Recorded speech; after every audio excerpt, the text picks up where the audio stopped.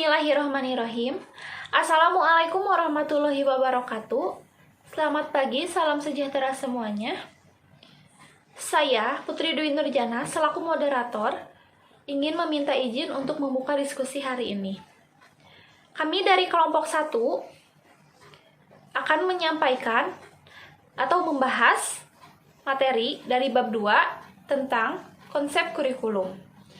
Saya tidak sendiri. Saya ditemani oleh teman saya, ada Putri Umi, yang akan membahas pengertian dari kurikulum. Lalu ada Sipa Komariah, yang akan membahas konsep kurikulum. Begitupun dengan saya, yang akan membahas lanjutan dari konsep kurikulum. Baik, materi pertama akan langsung disampaikan oleh teman saya, Putri Umi.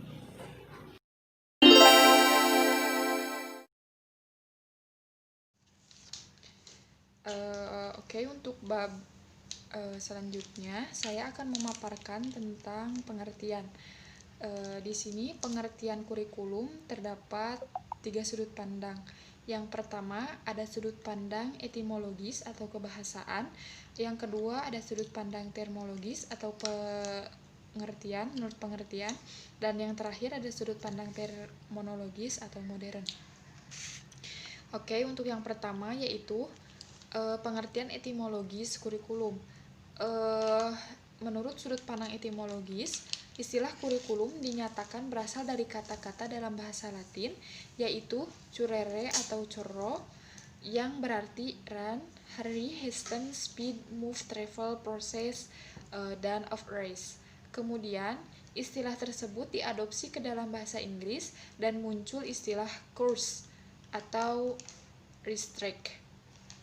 Nah, untuk pengertian course di sini yaitu a direction, route taken or to be taken, atau dalam kamus Webster tuh bisa lapangan pacuan kerja, jarak tempuh untuk lomba lari, perlombaan, balapan, peredaran, dan lain-lain.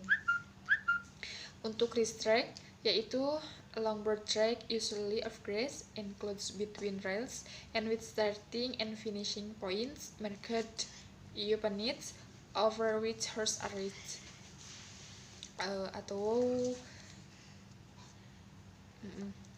Untuk kemudian dalam dunia pendidikan muncul istilah kurikulum.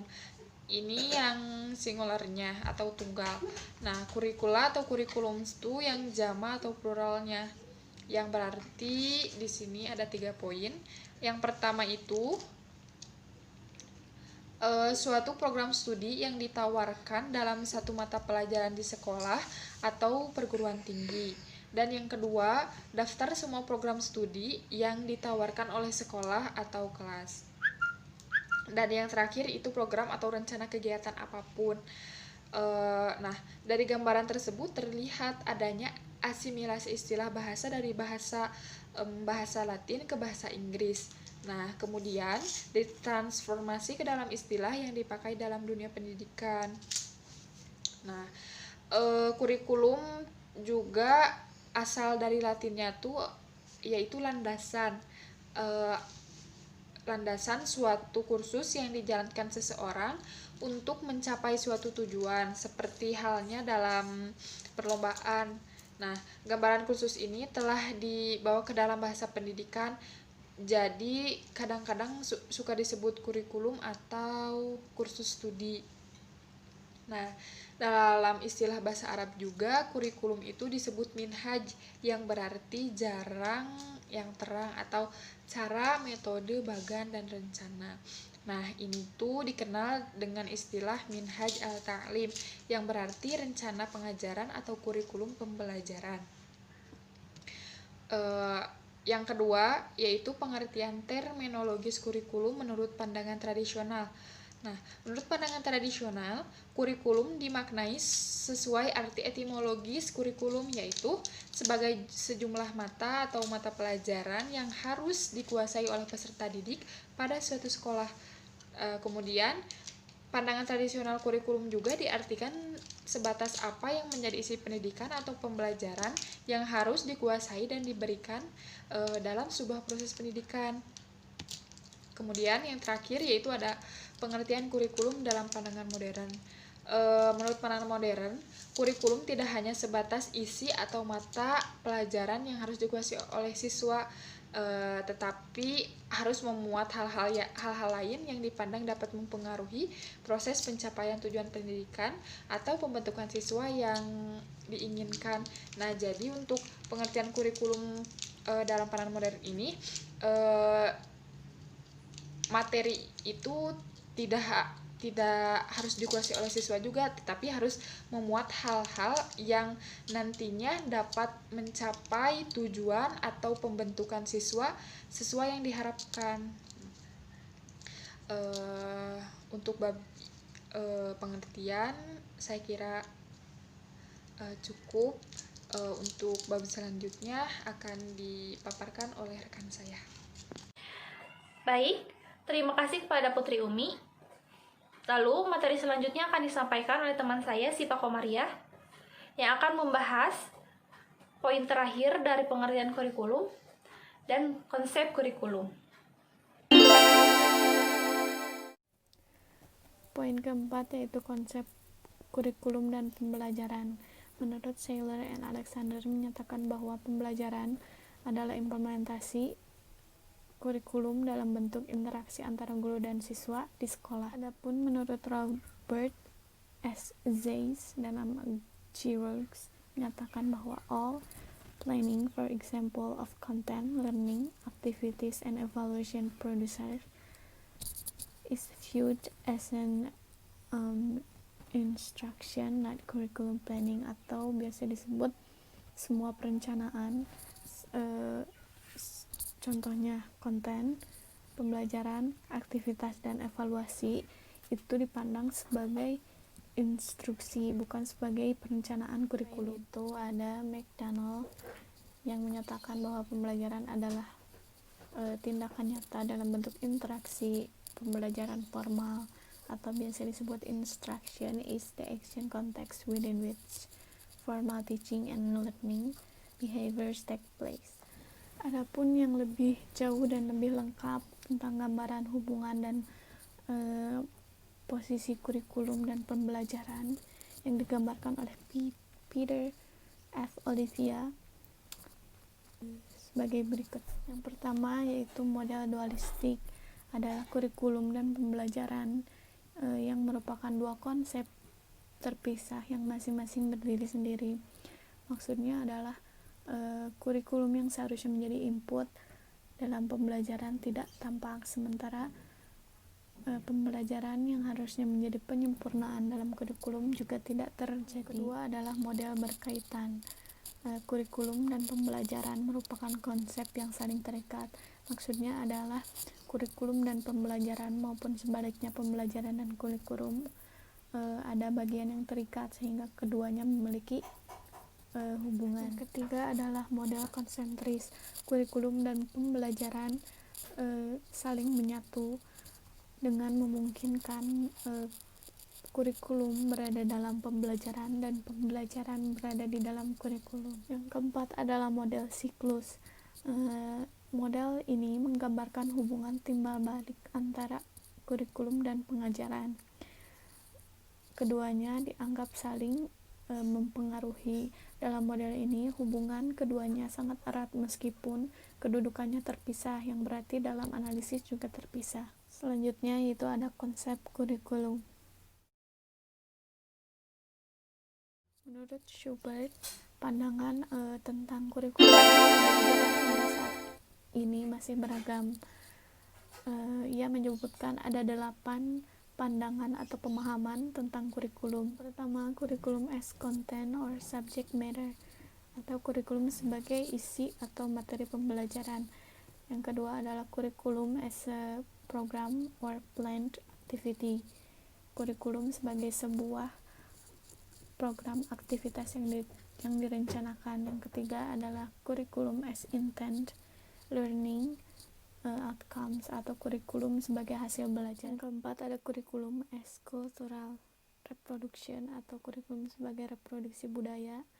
Yang kelima kurikulum as experience, atau kurikulum sebagai sesuatu yang dialami siswa. Keenam, kurikulum as discrete task and concept atau kurikulum sebagai tugas dan konsep-konsep khusus.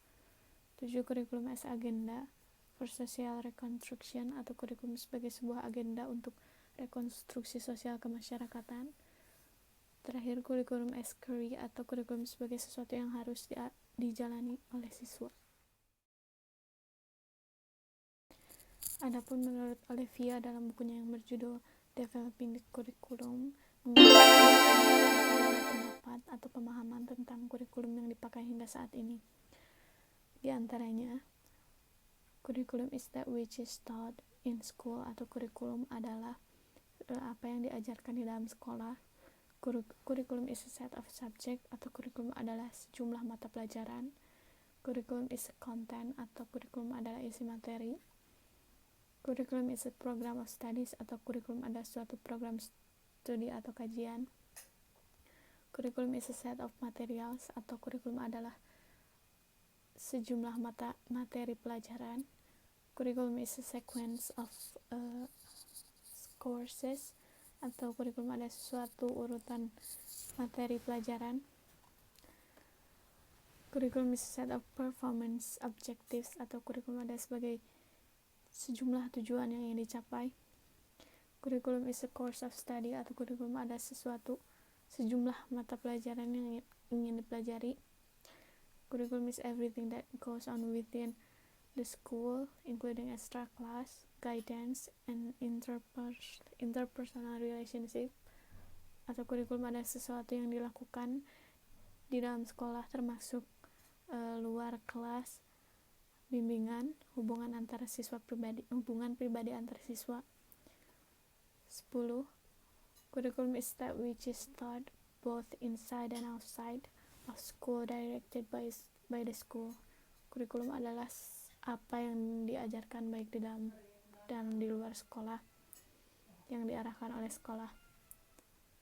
Kurikulum is everything that is planned by school personnel atau kurikulum adalah segala sesuatu yang direncanakan oleh sekolah. Kurikulum is a series of experiences undergone by learner in school atau kurikulum adalah serangkaian pengalaman yang dilakukan oleh siswa di sekolah.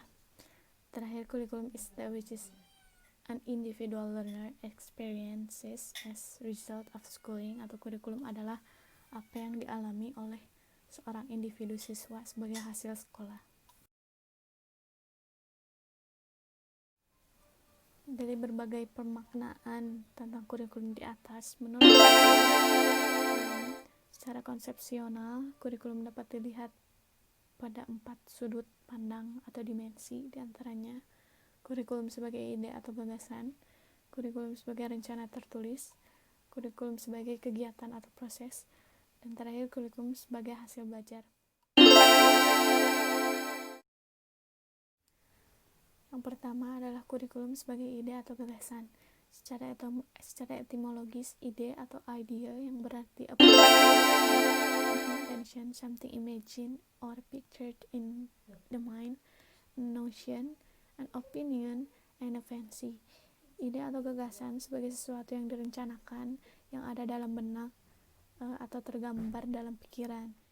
Ide atau gagasan pada umumnya ada pada saat awal perancangan kurikulum. Akan tetapi dalam praktiknya, ide atau gagasan akan muncul ketika kurikulum tersebut dirancang dan dituangkan dalam program tertulis.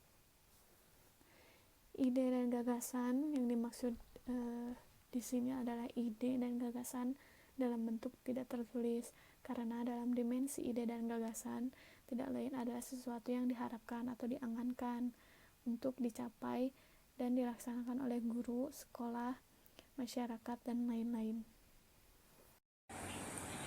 Baik, materi kedua akan dilanjutkan oleh saya. Yaitu poin kedua, kurikulum sebagai rencana tertulis adalah terjemahan dari kurikulum dalam dimensi ide atau gagasan. Dalam kata lain, kurikulum dalam bentuk tertulis ini merupakan penulisan segenap idea atau gagasan yang telah digagas sebagaimana dikemukakan di atas. menyebutkan sebagai kurikulum dalam bentuk dokumen tertulis. Kurikulum sebagai sebuah rencana tertulis yang berarti berupa perwujudan sebagai ide. Di dalamnya terdapat tujuan, aktivitas belajar, bahan ajar, media atau alat, serta waktu pelaksanaan pembelajaran. Kurikulum sebagai sebuah kegiatan yang berarti pelaksanaan darinya berperan menjadi rencana tertulis dalam wujud praktik pembelajaran. Lalu, poin ketiga, kurikulum sebagai kegiatan atau proses. Kurikulum sebagai suatu kegiatan atau proses ini kadang disebut juga real kurikulum atau kurikulum sesungguhnya, actual kurikulum atau kurikulum yang nyata, functional kurikulum atau kurikulum yang terlaksana, dan operasional kurikulum atau kurikulum yang dilaksanakan. Dengan mengutip dari Cohen, Der, Harrison, dan Joseph, dan Goodlett, kurikulum dapat juga berupa kurikulum 37 realita atau sebagai eksperensial. Istilah realita dipergunakan karena kurikulum dalam dimensi ini adalah kurikulum yang sesungguhnya terjadi di lapangan. Sedangkan eksperiensial dipergunakan karena kurikulum ini merupakan sesuatu yang dialami siswa. Poin terakhir, poin keempat, kurikulum sebagai hasil. Kurikulum sebagai suatu produk atau hasil belajar sebagaimana dikemukakan oleh Leitworth pada dasarnya merupakan kelanjutan dan dipengaruhi oleh kurikulum sebagai kegiatan. Ia juga merupakan dimensi kurikulum yang dipengaruhi secara langsung oleh 39 kurikulum sebagai ide, terutama ide yang ada pada diri guru. Dengan demikian, ia merupakan dimensi kurikulum tersendiri menurut Hasan. Sebagai dimensi kurikulum tersendiri, ia merupakan dimensi kurikulum yang banyak dibicarakan orang, sehingga dalam kenyataan sehari-hari, orang mempergunakan produk ini sebagai indikator dan tolak ukur untuk menentukan keberhasilan pendidikan siswa. Bahkan, ia juga digunakan orang untuk menentukan keberhasilan karir siswa tersebut di masa pasca pendidikan. Alhamdulillahirabbil alamin, materi tentang konsep kurikulum telah disampaikan. Dan di sini dapat disimpulkan bahwa konsep kurikulum meliputi sebagian substansi yang dipandang sebagai rencana pembelajaran bagi siswa atau tujuan yang ingin dicapai sebagai sistem yang merupakan bagian dari sistem sekolah, pendidikan, bahkan masyarakat.